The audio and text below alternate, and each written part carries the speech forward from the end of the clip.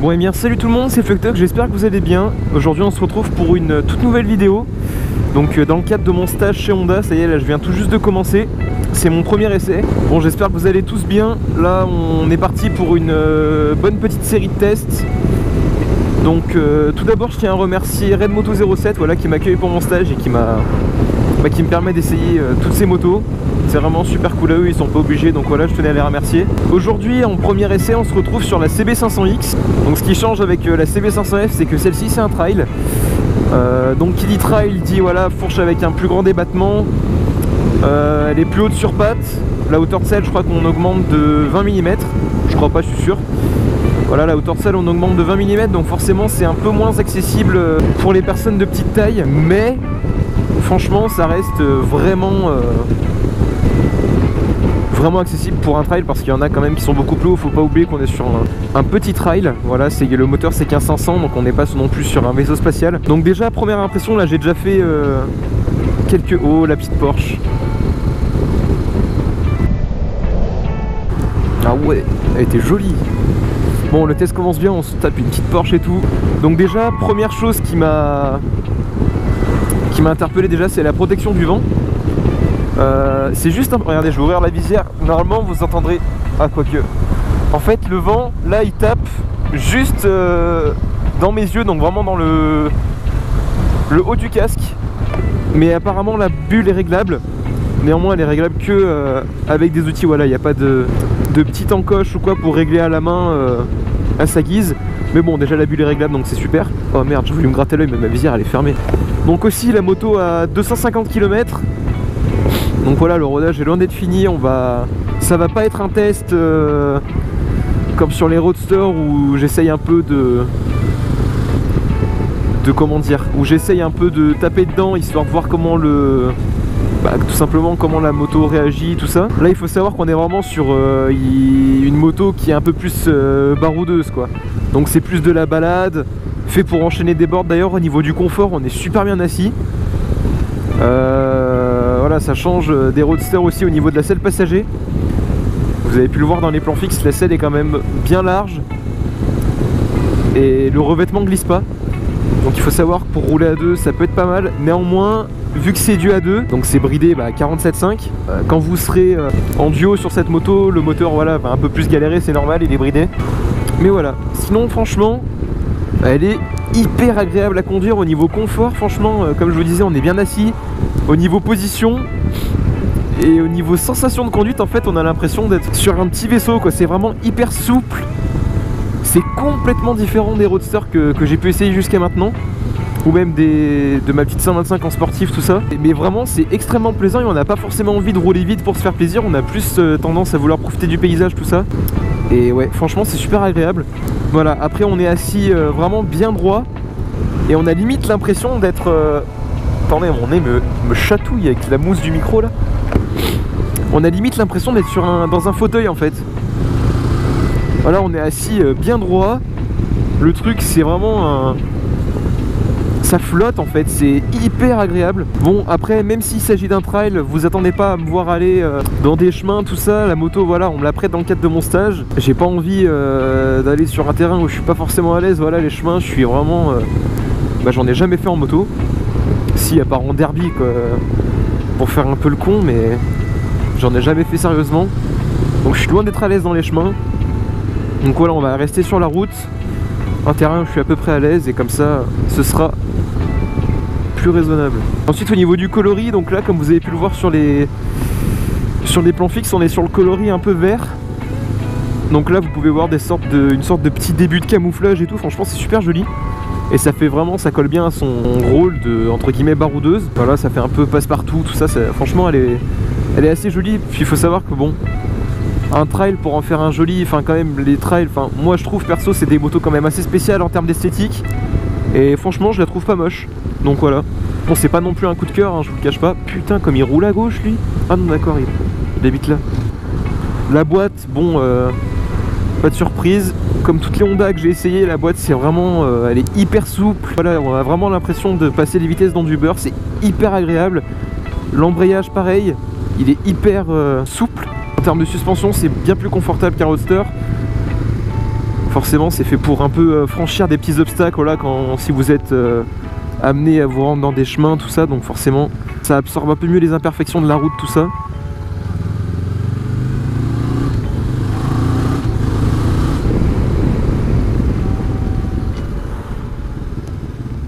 Ah ouais, mais la boîte, on a vraiment l'impression de taper, mais elle est hyper souple, hein. Donc voilà aussi sur le compteur, rapport indicateur de rapport engagé, ça c'est super. Moi maintenant j'ai vraiment du mal à m'en passer quand ça y est pas, j'aime pas trop. Ah bah là, on va voir, la route, cette route elle est vraiment défoncée. Et j'ai l'habitude de la prendre en roadster, voilà, avec ma MT. Et franchement en bas là, juste avant le virage, c'est vraiment, mais elle est défoncée la route, hein. Regardez, hop, tac, et là c'est parti. Ouais, ça tape vachement moins qu'en roadster, y a pas de doute. Bon après je vous apprends rien, mais bon, j'aime bien un peu comparer tout ça. En tout cas voilà, j'espère vraiment que cette série de tests, voilà, du coup ça va faire que je vais être vachement actif normalement si tout se passe bien. Donc j'espère vraiment que ça va vous faire plaisir, parce que moi en tout cas là je suis vraiment aux anges. Essayer des motos et faire des vidéos pour mon stage, moi c'est tout ce que je recherche. Aussi en termes de consommation, le réservoir fait 17 litres et demi. Et voilà, on est sur un petit bicylindre de... Oh, on va passer par là, ça change. Au moins ça monte beaucoup, on va voir comment le moteur... de toute façon je suis tout seul, je suis pas bien lourd, donc le moteur va pas du tout galérer. C'est assez logique, on n'est pas non plus sur une pétrolette ou je sais pas quoi. Donc en termes d'autonomie, ils ont annoncé à peu près, voilà, 450 km, voire même un peu plus il me semble.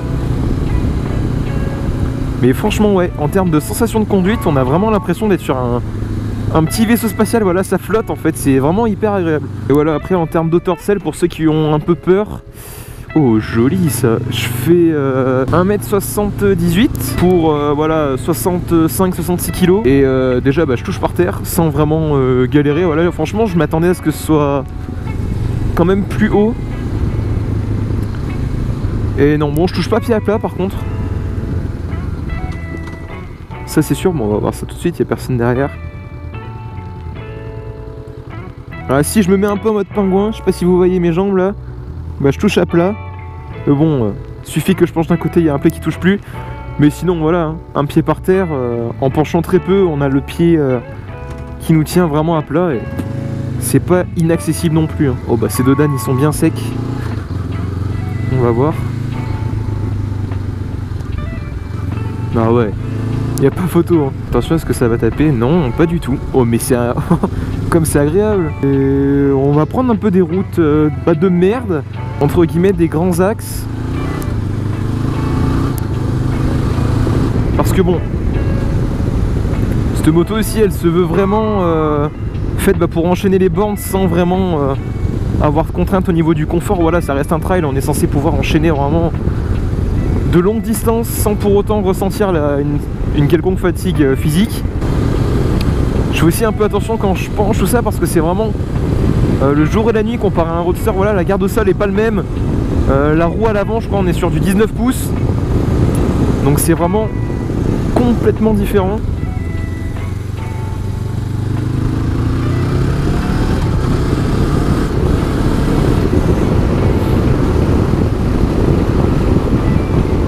Mais du coup c'est bizarre parce que ça me fait juste vibrer le haut de la tête quoi. Bon après il faut savoir que sur les motos je me tiens jamais bien droit. Si vraiment je me tiens, voilà, dos droit, le vent tape, ouais, au niveau du bas de mon nez. Et si je me tiens à peu près normalement, voilà, ça tape au niveau de mes yeux. Donc bon, mais bon, ça offre quand même une bonne petite protection. En plus, il n'y a vraiment pas besoin de lui taper dedans pour se faire plaisir. Franchement, là depuis tout à l'heure, j'ai même pas dépassé les 5000 tours. Sachant que la zone rouge, elle est à, voilà, 9000 à peu près, 8-9 000. C'est ma première expérience en trail aussi, j'ai oublié de vous le préciser.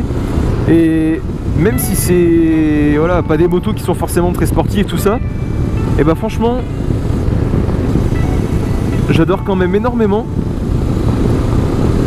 Et c'est presque une moto qui m'intéresserait, bon après surtout pour des road trips, tout ça. J'aimerais vraiment faire un jour style, un truc vraiment... vraiment partir à l'aventure quoi, style le Trans-Tunisia ou quelque chose du genre. Ah oui, aussi en trail on peut se mettre debout normalement.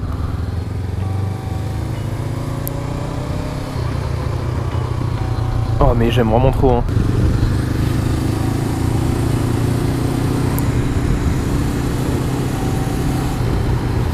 Le frein moteur est super doux aussi, on se fait pas surprendre. Nous on passe par les... C'est des montagnes russes le truc, ça monte, ça descend. Il y a un peu de off-road, des graviers et tout. Les trous tu les sens pas. Et on redescend.